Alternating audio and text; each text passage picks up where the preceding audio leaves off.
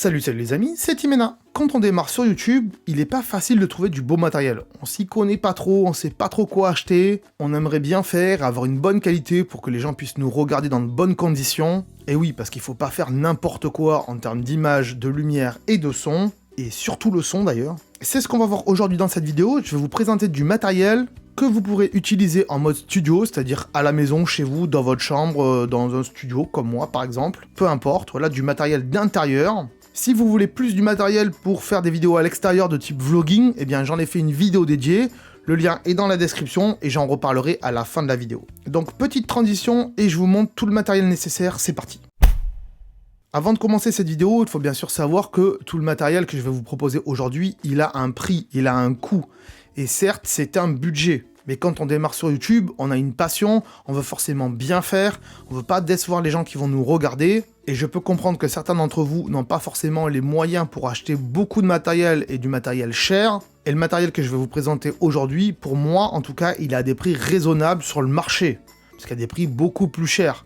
Et les prix beaucoup moins chers, ça sera pas de la qualité. Donc voilà, c'est un budget, sachez-le, il faudra mettre des sous de côté pour pouvoir acheter ce genre de choses. Mais en même temps, si vous voulez de la qualité, il va falloir passer par ça. Et c'est ce que j'ai fait pendant toutes ces années.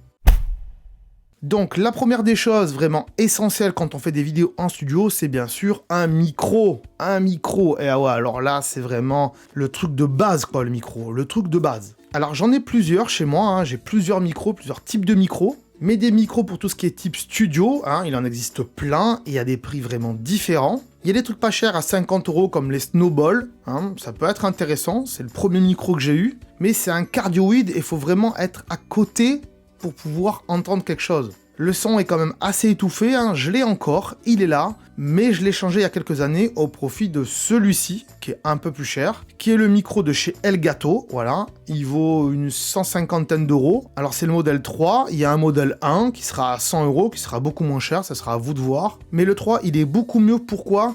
Puisqu'il a des systèmes à l'intérieur, des systèmes informatiques qui vont calculer le son, et qui vont faire en sorte que votre son ne soit jamais saturé. Et ça, quand on débute et qu'on s'y connaît pas trop en son, eh bien c'est beaucoup mieux parce que justement le son il va jamais être saturé, il va jamais être trop haut, et un son saturé c'est irrattrapable. Même logiciellement parlant, derrière en montage, c'est pas rattrapable du tout. Si c'est saturé, c'est saturé. Celui-là donc il calcule tout ça et il va baisser automatiquement le gain s'il sent que le son est trop saturé. Alors bien sûr en plus d'un micro, il faudra rajouter une petite bonnette comme j'ai moi ici, à la petite grille, qui permet de faire attention au P, au T, au feu, et de faire en sorte que voilà, ça soit pas trop inaudible quand on va parler à l'intérieur du micro. Donc voilà, ce micro Rode, je vous le conseille. Moi j'ai eu des petits grésillements aussi de temps en temps avec celui-là, mais je pense que c'est plus un problème logiciel avec des mises à jour et tout ça, qui sont d'ailleurs corrigées depuis le temps. Et voilà, c'est un très bon micro, donc je vous le conseille. Alors moi je l'ai monté sur un pied perche, mais il est fourni avec un socle, voilà, comme ceci. Et en plus, ce micro, on le branche directement à l'ordinateur, donc si vous vous enregistrez directement depuis votre ordinateur, comme c'est moi le cas ici, eh bien c'est très très bien. Éventuellement, si vous faites des vidéos à l'intérieur, mais avec une caméra au loin, et vous sur un canapé par exemple, là il vous faudra plus des micros cravates. Et dans ce cas-là, le mieux c'est du sans fil. J'en ai déjà parlé dans la vidéo sur le vlogging, mais les Wireless Go 1 et Wireless Go 2, c'est des essentiels. Là aussi, c'est un budget, mais si vous voulez du sans fil qui marche très très bien, les micro-cravates de Rode, c'est très bonne qualité. Vous le fixez comme ça à votre chemise, à votre col. Donc il y a un émetteur, un récepteur, et il y a un modèle aussi, donc le modèle numéro 2, où il y a un récepteur et 2 émetteurs pour pouvoir faire des interviews avec 2 personnes par exemple. Éventuellement, si vous trouvez que ce gros carré c'est un peu moche là sur votre chemise, vous pourrez y rajouter donc des micro-cravates comme ceci, voilà, le mieux c'est celui-là. Vous le branchez donc à votre micro Rode wireless, vous mettrez votre wireless dans votre poche par exemple, et vous mettez le fil sous votre t-shirt et vous passez votre micro ici. Voilà, ça, j'ai 2 modèles à la maison et vraiment le son, il est correct, il est vraiment très très bien. Donc allez-y sans hésiter, les yeux fermés. Ensuite, en termes de caméra, quelle caméra choisir? Ah là, les choix sont vraiment énormes. Et quand on débute, on a souvent un smartphone et c'est très très bien. Moi, c'est le cas ici, je filme avec mon iPhone 12 Pro, qui est branché à mon Mac, comme si c'était une webcam. J'ai un petit logiciel qui fait ça, qui s'appelle Camo d'ailleurs, si ça vous intéresse. Il est payant, mais c'est un très bon logiciel. Et ça évite d'acheter une grosse caméra à 600, 700, 1000 €. Enfin, c'est à vous de voir après. Et à partir du moment où on filme avec son smartphone, il faudra bien sûr le fixer de manière à ce qu'il soit stable, comme c'est mon cas ici. Il est sur une petite fixation comme ceci, de chez Manfrotto, je crois, voilà. Alors vous pouvez acheter le pied avec ou pas, hein, ça dépend. L'intérêt de cette petite griffe, c'est que vous voyez qu'il y a un pas de vis dessous et un pas de vis derrière. Vous pouvez aussi vous en servir pour poser votre téléphone en mode trépied, comme ça, là, je sais pas comment on appelle ça. Bref. Et ça, pour tenir votre téléphone sur n'importe quel support avec un pas de vis, c'est génial. Donc voilà, quand vous faites des vidéos au smartphone, stabilisez tout ça, s'il vous plaît, stabilisez tout ça. Et surtout aussi avec un trépied, comme celui-ci, voilà. Celui de chez Amazon, hein, Amazon basique, il est très très bien. Il y a déjà le pas de vis, vous fixez votre griffe dessus, vous mettez votre smartphone, et voilà. Votre téléphone, il est fixe, il bouge plus, il est sur un trépied, et c'est très très bien. Regardez les autres vidéos sur YouTube, ou aussi à la télé, et vous verrez que les caméras, elles sont toujours stabilisées, elles sont toujours fixes. Si votre caméra bouge tout le temps, les gens, ils vont avoir envie de vomir dans vos vidéos et ils vont vite quitter votre vidéo. Donc voilà, ça, faut éviter, il faut vraiment avoir une caméra fixe. Éventuellement, des webcams hein, de chez Elgato, de chez Logitech, voilà, il y a des très bonnes caméras. Donc renseignez-vous un peu, hein. Moi j'ai une Logitech, mais je suis pas content de la qualité, honnêtement. Tout le monde dit que c'était une bonne caméra, mais je suis pas content du tout.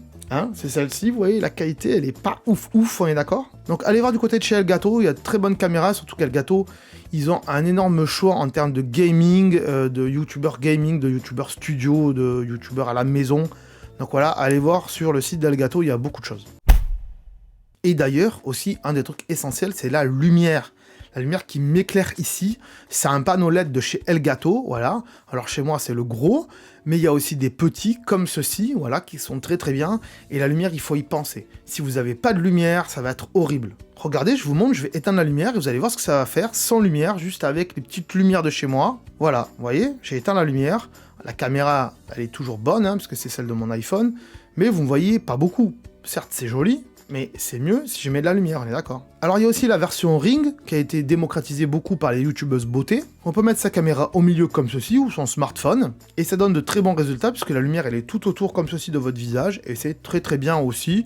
Donc à vous de voir, est-ce que vous préférez les carrés de LED de chez Elgato, ou la Ring de chez Elgato aussi d'ailleurs. Franchement, pour les lumières, allez chez Elgato, les prix ils sont corrects, et c'est des très bons produits. Éventuellement, en termes de lumière, il y a aussi ce petit truc-là qui est pas trop cher de chez Aperture, qui permet d'avoir une petite lumière à balader comme ça, qui est sur batterie. On peut mettre aussi sur les caméras éventuellement. Alors ça éclaire pas autant que le panneau LED que j'ai au-dessus, mais ça éclaire pas mal quand même. Et pour débuter, c'est pas trop mal et c'est pas trop cher, voilà, même pas une cinquantaine d'euros, je sais plus exactement le prix, mais voilà. Alors je vous ai pas donné les prix exacts de tous les produits aujourd'hui, tout simplement parce que les prix, ils fluctuent avec le temps. Des fois, il y a des nouveaux produits qui sortent et les anciens, ils baissent de prix.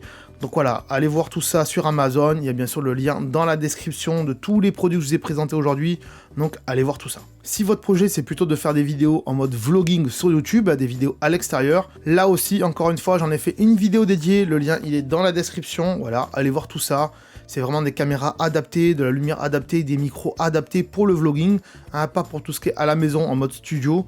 Donc allez voir cette vidéo dédiée si c'est plutôt vers ça que vous allez faire votre chaîne et vos vidéos. Si vous avez des questions concernant tout ce qui est matériel pour YouTube, eh bien n'hésitez pas à me les marquer en commentaire, voilà. J'essaierai de vous y répondre le mieux possible. Alors je connais pas tout par cœur sur le bout des doigts, mais la plupart du temps je pourrais vous aiguiller, vous renseigner. Donc voilà, si vous avez des questions, n'hésitez pas à les marquer. J'espère en tout cas que cette vidéo vous aura plu. Si c'est le cas, n'hésitez pas à mettre un petit pouce bleu, bien sûr, comme d'habitude, pour référencer la vidéo. Abonnez-vous aussi à la chaîne si c'est pas déjà fait, hein. Ça serait dommage de ne pas être abonné. Hein. Pourquoi? Parce que sinon vous allez louper toutes les autres vidéos qu'on fait sur la chaîne, notamment quelques vidéos qu'on développe aussi un peu pour YouTube. Hein. Donc pour tout ce qui est vidéo YouTube, j'en ai fait une playlist spécifique, allez voir tout ça, et voilà, allez voir, hein, c'est le mieux, allez voir. Ah, des conseils pour votre chaîne YouTube et tout ça, voilà, tout ça, voilà. Je vous remercie d'avoir regardé cette vidéo, et je vous dis à très bientôt sur la chaîne, ciao. Ah, attends, là.